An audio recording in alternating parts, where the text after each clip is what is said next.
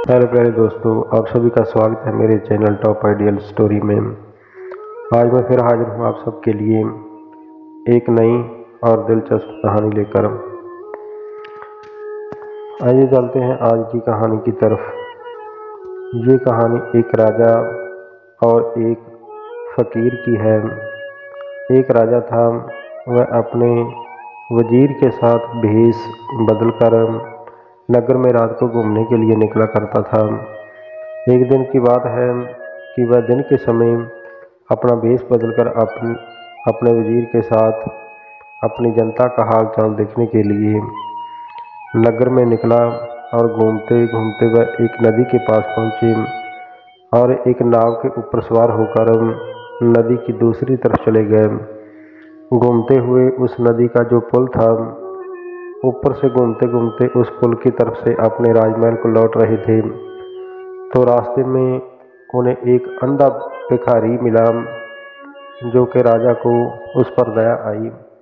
उसने उस भिखारी को एक सोने की अशर्फी दी और उस भिखारी ने राजा का बहुत धन्यवाद किया और कहने लगा कि जिसने भी मुझे ये दान दिया है, मेरी ये प्रार्थना है कि मेरे सिर में एक जूता भी मार कर जाए। तो उसने राजा के कपड़े के पल्लू को कस के पकड़ लिया। राजा ने कहा कि ये आप क्या कह रहे हैं? मैं आपके लिए आपको दिए हुए दान को भी नष्ट कर लूँगा। ये मैं आपको जूता क्यों मारूंगा? वह भिखारी कहने लगा कि अगर मुझे आप जूता नहीं मार सकते तो अपनी अशर्फी भी वापस ले जाओ, मैं आपका दिया हुआ दान नहीं ले सकता हूँ। तो राजा ने धीरे से उसके कहने पर एक जूता उसके सर पर मार दिया और आगे चले गया। लेकिन राजा के मन में ये विचार बार बार आ रहा था कि आखिरकार उस भिखारी ने ये शर्त क्यों रखी। तो उसने अपने वजीर से कहा कि मंत्री साहब, इस भिखारी को कहो कि कल को सुबह राज दरबार में पेश हो। मैं जानना चाहता हूँ कि इसने ये इस तरह की अजीब शर्त क्यों रखी है। तो मंत्री राजा की आज्ञा पाकर उस भिखारी के पास गया। एक मोर देकर उसके सिर पर धीरे से जूता मारकर कहने लगा कि क्या आपको पता है कि जो पहले आपको अशर्फी जिसने दी थी वह कौन है? भिखारी कहने लगा कि नहीं। तो वजीर ने कहा कि वह इस राज्य के राजा हैं और उन्होंने कल को आपको दरबार में पेश होने के लिए कहा है। वह आपसे कुछ बात करना चाहते हैं।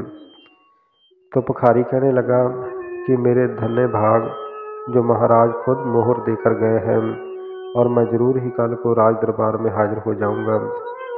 तो अगले ही दिन वह अंधा भिखारी राजा के दरबार में पेश हुआ। राजा उस भिखारी से कहने लगा कि आप इस तरह का व्यवहार क्यों करते हो कि जो भी आपको कोई दान देता है तो उसको कहते हो कि मेरे सर पर एक जूता मारो। ये इसका क्या राज है? भिखारी कहने लगा कि महाराज, ये एक लंबी दास्तान है, अगर आप कहो तो मैं आपको सुनाता हूँ। राजा ने कहा कि बिल्कुल, आप सुनाओ।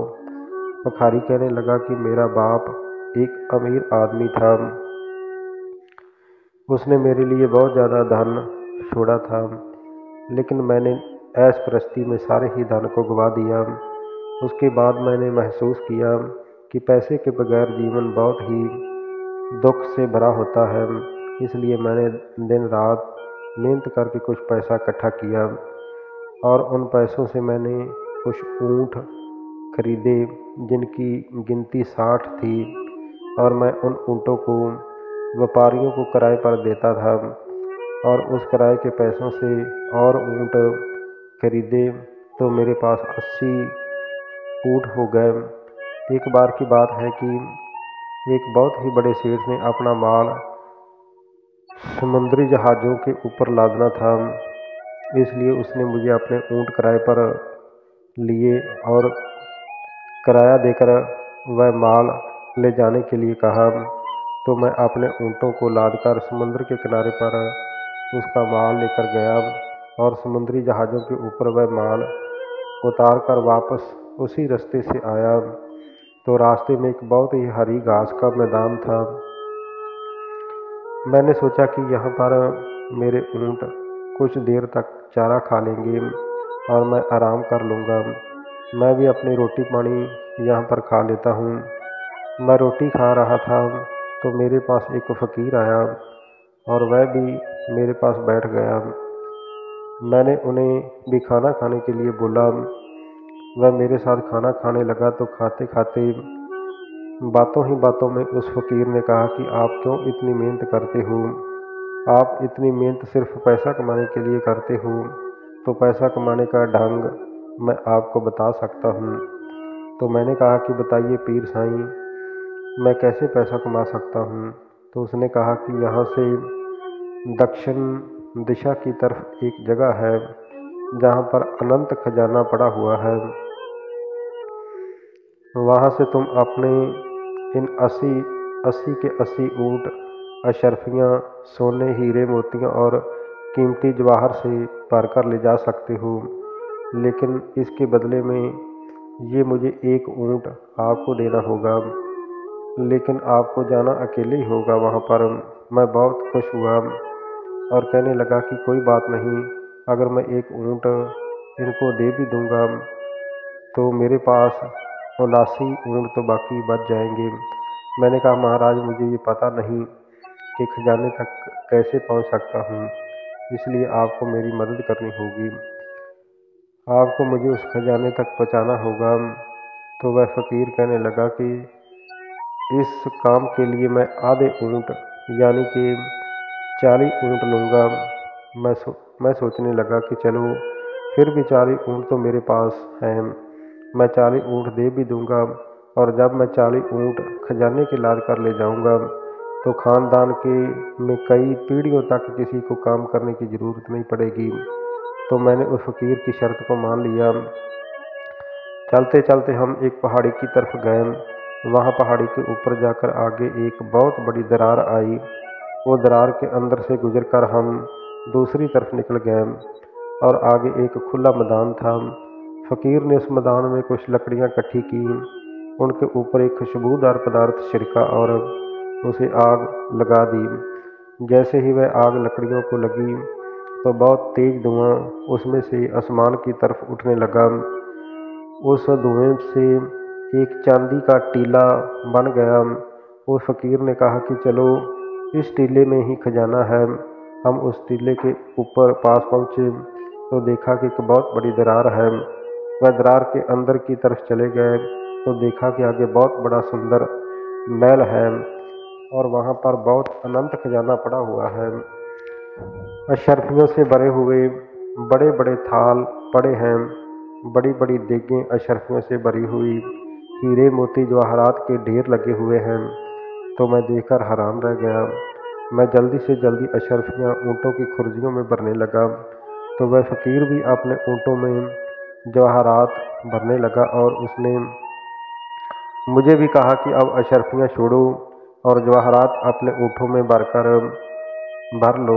मैं भी जवाहरात अपने ऊँटों में भर लिए। जब सारे ऊँट लाद लिए तो हम बाहर आए तो फ़कीर साईं ने उसी तरह दोबारा फिर लकड़ियाँ जलाईं और खुशबूदार चीज़ डाली और जब धुआं निकला तो देखा कि वहाँ पर वह ना टीला था न महल था, वह गायब हो चुका था। हम उसी दरार के बीच से 80 ऊँट खजाने के लदे हुए लेकर हम उसी मैदान में आ गए जहाँ से पहले चले थे। मैं अपने घर की तरफ ऊँट लेकर चलने लगा और दूसरी तरफ 40 ऊँट लेकर वो फ़कीर बगदाद की तरफ चल पड़ा। कुछ देर चलने पर मैंने सोचा कि ये फ़कीर है, इनसे मैं 10 ऊँट मांग लेता हूँ।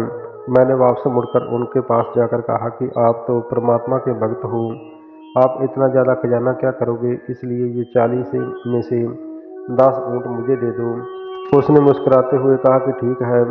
उसने 10 ऊँट मुझे दे दिए। कुछ चलने पर मेरे मन में फिर लालच आया और मैंने फिर ऐसा ही किया। फ़कीर से जाकर 10 और ऊँट मांगे, उसने खुशी से दे दिए। उसके बाद तीसरी बार फिर मैंने ऐसा ही किया तो फ़कीर ने खुशी से फिर मुझे 10 ऊँट दे दिए और चौथी बार भी मेरे मन में बहुत ज़्यादा लालच आया। मैं फिर वापस जाकर कहने लगा कि फ़कीर साईं, आप ये इतने बड़े खजाने का क्या करोगे? अगर आप ये 10 ऊँट दे दोगे तो मेरे पास बहुत सारा स्वर्ण और धन आ जाएगा। तो उन्होंने बड़ी खुशी के साथ वह बाकी के 10 ऊँट भी दे दिए। उसके बाद मेरे ख्याल में आया कि जब वहाँ से खजाना ऊँटों की खुर्जियों में लाद रहे थे, तो फ़कीर ने एक छोटी सी डिब्बी उस खजाने से उठाई थी, जो कि सफ़ेद रंग की थी, और उस डिब्बी को उसने अपनी जेब में डाल लिया था। तो उस वक्त तो मुझे ज़्यादा उसका ख्याल नहीं आया, क्योंकि मेरा ध्यान खजाने को लादने में लगा हुआ था। लेकिन मैंने फिर सारे ऊँट लेने के बाद मैंने उस फ़कीर से कहा कि साईं जी, आपने जो वहाँ से एक सफ़ेद डिब्बी उठाई थी, वह भी मैं लेना चाहता हूँ। मैं जानना चाहता हूँ कि आखिरकार उस डिब्बी में क्या था। तो फ़कीर कहने लगा कि उसी डिब्बी में एक सुरमा है, जो कि दाहिनी आँख में सुरमे को लगाओगे तो तुम्हें धरती के सारे खजाने दिखाई देंगे। जहाँ जहाँ पर भी कोई भी दान पदार्थ या कोई खजाना धरती के अंदर पड़ा है, उसे आप देख सकते हो। लेकिन एक सावधानी है कि अगर उसको आप सुरमे को बाईं आँख में लगाओगे तो आपकी दोनों आँखें सदा सदा के लिए अंधी हो जाएंगी। मैं कहने लगा कि महाराज, मेरी दाईं आँख में सुरमा लगा दो, मैं देखना चाहता हूँ कि इस सुरमे का क्या चमत्कार है। तो उस फ़कीर ने मेरी दाईं आँख में सुरमा लगाया, तो मुझे धरती के सारे खजाने दिखने लगे, मुझे सारी माया दिखने लगी। तो मैं बहुत खुश हुआ। मैंने कहा कि महाराज, अब मेरी बाईं आँख में भी इस सुरमे को लगाओ, मैं देखना चाहता हूँ कि दुनिया में और कहाँ कहाँ खजाने पड़े हैं। तो फ़कीर कहने लगा कि नहीं, ये एक मूर्खता है, मूर्खता मत करो, क्योंकि अगर आपकी बाईं आँख में इसको लगा लूँगा तो आप सदा के लिए अंधे हो जाओगे। लेकिन मैं लालच में अंधा तो हो ही चुका था कि मैंने जिद करके उस फ़कीर से कहा कि साईं लोग, मैं इसको ज़रूर ही देखना चाहता हूँ। मेरे दिल में ये था कि ये फ़कीर मुझसे झूठ बोल रहा है ताकि मैं उसकी शक्तियों को ना देख सकूं, इसलिए वह मेरी आँख में सुरमा नहीं लगा रहा है। तो मैंने जिद करके सुरमा लगाने के लिए कहा, लेकिन वह लगाने के लिए तैयार नहीं था। तो उसके बाद जब मैंने ज़्यादा जिद पकड़ ली तो उसको मेरी जिद के सामने झुकना पड़ा। वो कहने लगा कि तुम अपनी बर्बादी अपने हाथों से कर रहे हो, मेरा इसमें कोई दोष नहीं होगा। तो मैंने उससे कहा कि ठीक है पीर साईं, मेरे साथ जो भी होगा उसकी जिम्मेदारी मेरी अपनी होगी। तो हार कर फ़कीर कहने लगा कि ठीक है।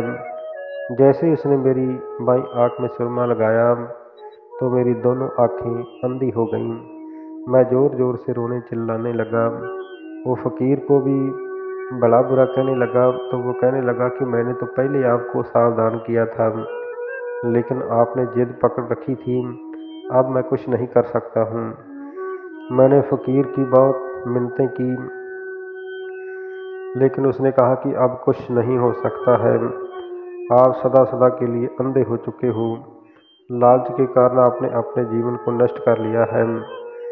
मैंने कहा कि फ़कीर साईं, मैं अपना आधा खजाना आपको दे दूंगा, लेकिन मेरी आँखें सलामत कर दीजिए। तो वह कहने लगा कि ऐसा नहीं हो सकता है, मैं कुछ नहीं कर सकता हूँ। मैंने कहा कि मेरा पूरा खजाना ही आप ले जाइए, लेकिन मेरी आँखें मुझे वापस लौटा दीजिए।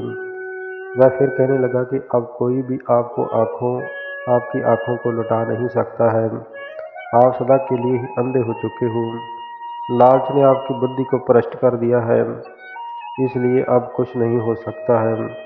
मैं रोता और चिल्लाता रहा, लेकिन फ़कीर उन 80 ऊँटों को लेकर जा रहा था, क्योंकि ऊँटों के पैरों की आवाज़ आ रही थी। मैंने कहा कि फ़कीर साईं जी, मुझे इस जंगल में अकेले छोड़कर मत जाओ, मुझे अपने साथ ले जाओ, और रास्ते में कोई व्यापारी मेरे देश को जाने वाले हुए तो उनके साथ मुझे भेज देना। लेकिन फ़कीर ने मेरी कोई बात नहीं सुनी। वह अपने ऊँटों को लेकर चले गए। तो मैं उसी तरह ही गिरता उठता संभलता भूखा प्यासा जिधर को आया उधर ही चलता गया। रास्ते में मुझे एक व्यापारियों का एक काफिला मुझे मिला। उनको इधर हमारे देश को ही आना था और वह मुझे अपने साथ ले आए।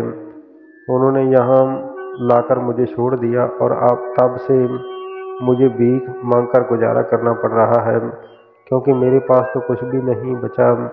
मेरी आंखें भी चली गईं, सारा खजाना भी चला गया, इसलिए मैं लालच के मारे सारा कुछ गवा चुका हूँ। इसलिए जब मैं भीख देने वाले को ये कहता हूँ कि एक जूता मेरे सिर में ज़रूर मारो, तो इसका कारण यही है। राजा जी कहानी सुनकर दंग रह गए। उसने कहा कि इंसान इस हद तक भी लालच कर सकता है कि अपने जीवन को ही नष्ट कर लिया। तो प्यारे दोस्तों, ये थी आज की एक मोटिवेशनल कहानी। ये कहानी से हमें सीख मिलती है कि हमें सदा ही सब्र और संतोष में रहना चाहिए। कभी भी अपनी इच्छाओं को इतना प्रबल नहीं करना चाहिए कि जो कुछ मिल चुका है हम आगे ही आगे अपने लालच को बढ़ाते जाएं। और वो फ़कीर की तरह जिसने सब कुछ पाकर भी सब कुछ गवा दिया, यहाँ तक कि अपनी आँखों को भी गवा दिया। तो प्यारे दोस्तों, ये कहानी आपको कैसी लगी, प्यारा सा कमेंट करके ज़रूर बताना। अगर ये कहानी आप सबको अच्छी लगी हो तो कृपया मेरे चैनल को लाइक, शेयर और सब्सक्राइब ज़रूर कर देना। आप सभी का बहुत बहुत धन्यवाद।